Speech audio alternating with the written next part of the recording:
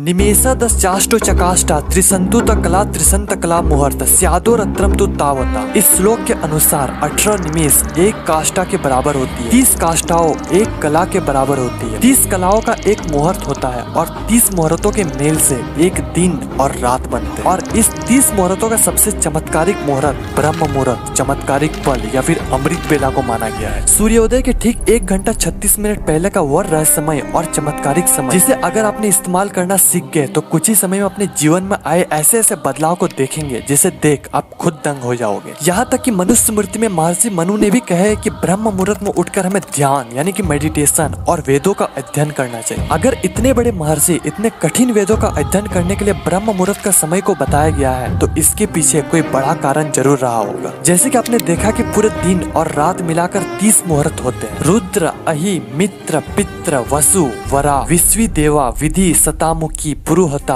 वाहिनी, नक्तनकारा, वरुण, आर्यमन, भागिरिसा, आजपद, अहिर्बुधिन्य, पुष्य, अश्विनी, यम, अग्नि, विधात्री, कंठ, अदिति, जीव, विष्णु, द्युमक, द्युति, ब्रह्म और समुद्र। और सभी मुहूर्त 48 मिनट तक चलती है। सूर्योदय के ठीक पहले 2 मुहूर्त होती है, ब्रह्म मुहूर्त, उसके बाद समुद्र मुहूर्त। आज की इस वीडियो में हम इस 2 मुहूर्तों के बारे में बात करें। सबसे पहले बात करते हैं ब्रह्म मुहूर्त के बारे में।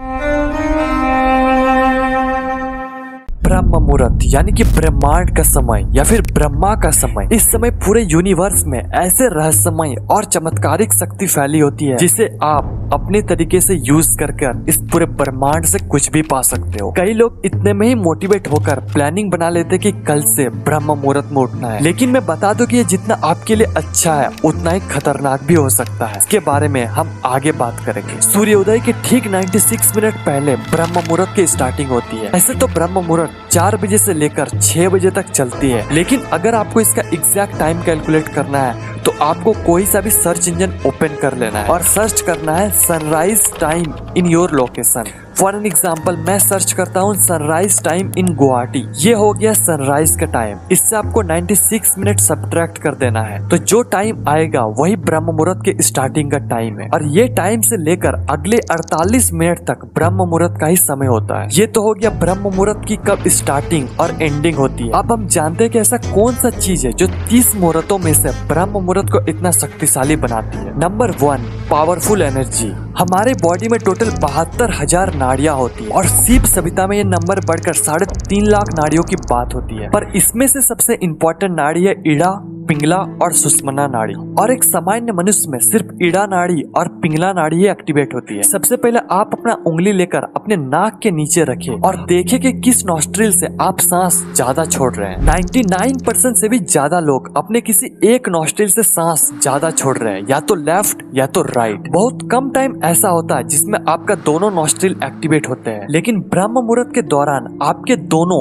इड़ा और पिंगला दोनों नाड़ी एक्टिवेट हो जाती है और ये हमारे कुंडलिनी शक्ति को जागृत करने के लिए इंपॉर्टेंट रोल प्ले करती है। और जब आप ब्रह्म मुहूर्त में मेडिटेशन यानी कि ध्यान करते हैं तो आपका सुषुम्ना नाड़ी भी एक्टिवेट हो जाती है और ये हमारे मूलाधार चक्र से होते हुए सहस्त्र चक्र तक बहना स्टार्ट कर देती है। इसलिए साधु और योगी ब्रह्म मुहूर्त में उठकर ध्यान करते हैं। और इड़ा और पिंगला दोनों एक साथ एक्टिवेट होना कुंडलिनी शक्ति के लिए बहुत ज्यादा इंपॉर्टेंट है। लेकिन मैं रिकमेंड करूंगा कि आप किसी गुरु की उपस्थिति में कुंडलिनी शक्ति को जागृत करें, अन्यथा आपको ये नेगेटिव इफेक्ट भी कर सकता है। दूसरा, सर्केडियम रिदम। हमारे ये पूरे पृथ्वी और हमारा शरीर 5 महाभूत के मेल से बने हैं, आकाश, वायु, जल, अग्नि और पृथ्वी। और इन्हीं 5 तत्वों के मेल से हमारे बॉडी के 3 मुख्य दोषों का निर्माण होता है, जिसे त्रिदोषा भी कहते हैं, वात, पित्त और कफ। और इन तीनों दोषों में सबसे इम्पोर्टेंट दोष है वात दोष। इसलिए हमारे बॉडी में अगर वात दोष असंतुलित हो जाता है तो हमें किसी काम में कॉन्सेंट्रेटेड या फिर फोकस नहीं कर पाते। हमें एंजाइटी, डर, लोनलीनेस फील करते हैं। अकॉर्डिंग टू द आयुर्वेदा हमारे बॉडी में सुबह 2 बजे से लेकर 6 बजे तक वात दोष का लेवल सबसे ज्यादा होती है। इसलिए इस समय हमारे क्रिएटिविटी, कंसंट्रेशन और फोकस करने की एबिलिटी सबसे ज्यादा होती है। इसलिए हमें इस समय पर ज्यादा से ज्यादा क्रिएटिव वर्क करना चाहिए और इससे हमारा वात दोष का बैलेंस बना रहता है। Number 3, law of attraction. जिस तरीके से हम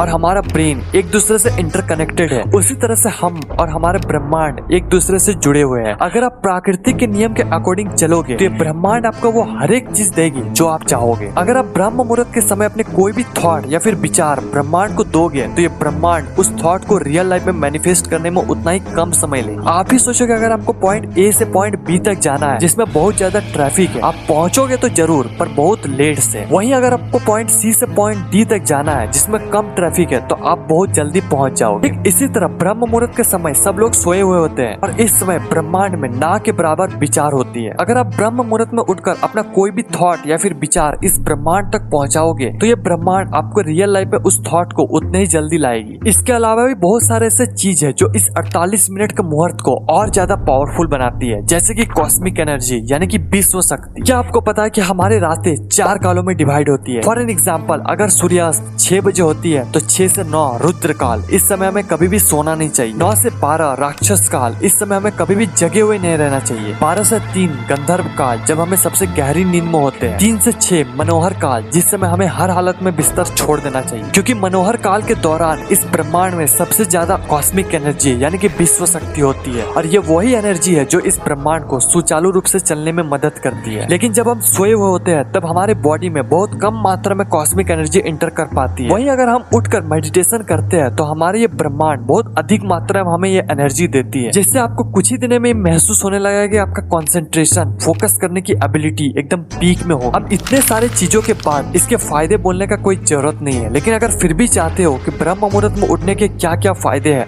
तो आप वीडियो को स्टॉप करके पढ़ सकते हो। आज की सो कॉल्ड मॉडर्न वर्ल्ड ने हमारी पूरी संस्कृति को खा चुकी है। जिस समय हमें सोना चाहिए उस समय हम डिनर करते हैं, जिस समय हमें उठना चाहिए उस समय हम सोते हैं। अगर फिर भी आप ब्रह्म मुहूर्त में उठ जाते हो तो आप इस समय में सबसे पहले फ्रेश होकर ध्यान यानी कि मेडिटेशन कर सकते हो या फिर पूजा या फिर कोई भी स्पिरिचुअल चीजें कर सकते हो। इसके बाद आप अफर्मेशन, विजुअलाइजेशन और लॉ ऑफ अट्रैक्शन जैसे सिद्धांतों पर काम कर सकते हो। ये ऐसा समय है जो आपको अपने बारे में बताती है, आपको अपने बारे में जानने को मौका मिलता है। इस समय को उपयोग करके आप अपने आप को और ज्यादा डेवलप कर सकते हो। यही नए सृजन या फिर सेल्फ क्रिएशन का समय। ध्यान रहे कि इस मुहूर्त में आपको प्लानिंग नहीं करना है, इसके अगले वाले मुहूर्त यानी कि समुद्रन मुहूर्त में आपको प्लानिंग करना चाहिए। आपको कभी भी ब्रह्म मुहूर्त में उठकर नेगेटिव थिंकिंग नहीं करना चाहिए। इस समय आप ट्रैवल या फिर किसी से झगड़ा नहीं कर सकते हो। इस समय ब्रेकफास्ट ना करें, इस समय में कोई भी सेक्सुअल एक्टिविटी ना करें। ऐसे करने से ये ब्रह्म मुहूर्त ना रहकर कुछ और ही मुहूर्त बन जाएगा आपके। कई लोग का मानना है कि ब्रह्म मुहूर्त में उठकर आप दोबारा सो सकते हो, लेकिन आयुर्वेद में ऐसा करना निषेध माना गया है। इससे हमारा त्रिदोषा का बैलेंस बिगड़ता है। सब तो हो गया, लेकिन ब्रह्म मुहूर्त में उठे कैसे? सबसे पहले आप ये समझो कि अगर आप लेट से सोकर उठते हो तो आप अचानक से ब्रह्म मुहूर्त में उठने का कोशिश ना करें, इससे आपका हेल्थ पर बुरा असर पड़ेगा। और अगर आप उठ भी जाते हो तो आप पूरे दिन थका हुआ, डिजीनेस, स्लीपी फील करोगे। इसलिए अपने टाइम को धीरे धीरे कम कर सकते हो। जैसे कि आप 8 बजे सो के उठते हो, कल आप 7:30 बजे उठो, फिर आप 3-4 दिन तक 7 बजे उठो, फिर आप 6:30 बजे उठो। ऐसे करके आपको प्रैक्टिस करके ब्रह्म मुहूर्त में उठना है। आपको अचानक टाइम में जंप नहीं करना है। अगर फिर भी सुबह को नहीं उठ पाते हो तो बोलना, इस पर वीडियो बना दूंगा। अभी के लिए कुछ नॉर्मल टिप्स।